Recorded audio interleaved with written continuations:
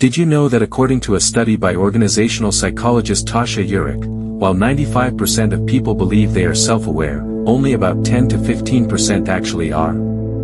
That means most of us are walking through life with a distorted view of ourselves, making decisions, forming relationships, and building careers based on a misunderstood identity. This gap between who we think we are and who we really are is not just a minor inconvenience. It is one of the biggest invisible forces shaping your happiness, success, and fulfillment. Today, we are diving into self-awareness, not just as a buzzword, but as the foundation of mastering yourself and, by extension, your life. Segment 1: What is self-awareness and why it matters? Self-awareness is the ability to observe your own thoughts, emotions, and behaviors without getting lost in them. It is like holding up a mirror to your inner world and asking, who am I really? And why do I do what I do? In philosophy, self-awareness is one of the oldest and most enduring topics. Socrates famously said, "Know thyself," and it remains a guiding principle in both Western and Eastern schools of thought. But what does it mean today? It means knowing your triggers before they ruin your relationships. It means understanding your values before making major life decisions. It means seeing clearly, beyond ego, fear, and societal noise. Segment 2: The cost of not being self-aware. Let's talk about the consequences of lacking self-awareness. Have you ever found yourself in the same argument with different people, or making the same bad decisions in relationships, finances, or health, over and over again? That is often a direct result of not understanding the patterns driving your behavior. People without self-awareness are reactive rather than reflective. They are easily manipulated by praise or criticism, caught in emotional loops, and prone to poor judgment. And the worst part? They often do not realize it. This is where relationships begin to break down. Career paths become unfulfilling. And inner peace becomes an illusion. Segment 3: Fernando Pessoa's take on self-awareness. One philosopher who captured the paradox of self-awareness in a hauntingly beautiful way was Fernando Pessoa. Pessoa wrote under multiple personas, each with distinct beliefs and voices. Why? Because he believed the self is not one solid entity but a collection of shifting identities, emotions, and thoughts. He once wrote, "To know nothing about yourself is to live. To know yourself badly is to think." What Pessoa pointed out is crucial: self-awareness is not a one-time achievement. It is an ongoing confrontation with your own contradictions. The more you look within, the more you realize how many versions of you exist, some you love, some you fear, and some you have not yet met. Pessoa saw self-awareness as both a liberation and a burden. But ultimately, it was the only way to create meaning in a world that often feels chaotic.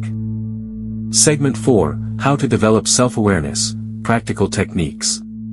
So how do you become more self-aware in a world that constantly pulls you outward?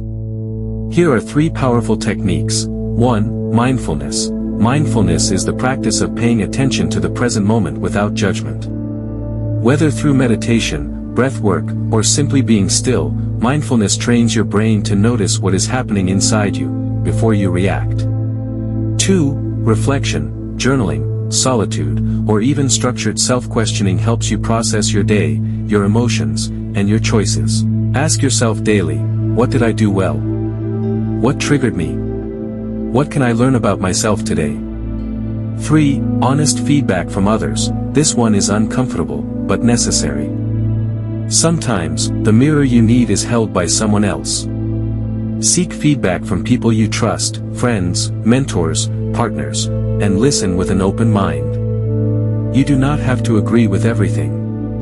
But consider what it reveals. Segment 5: A transformative story. Let me tell you a quick story. There was a man who constantly failed in relationships. Every time, he blamed the other person: too clingy, too distant, too emotional. One day, after his 3rd breakup, a friend finally said, "Maybe it's not them. Maybe it's you." That comment hurt. But it sparked something. He began reflecting, journaling, and talking to a therapist. Slowly, he uncovered patterns: fear of vulnerability, unspoken anger, unresolved childhood wounds.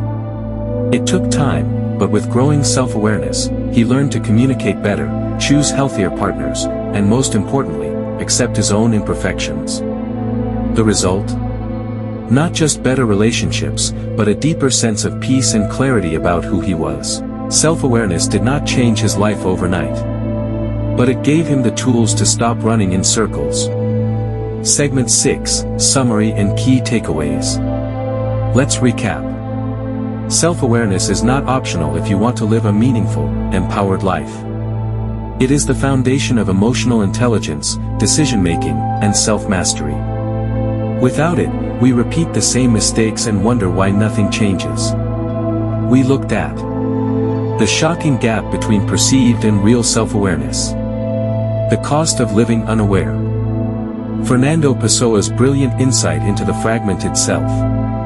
Practical tools to increase awareness. A real story showing how transformation begins within. Now, I want to hear from you. Have you had a moment where self-awareness changed the course of your life? What helped you see yourself more clearly? Drop your thoughts in the comments. I read every one of them.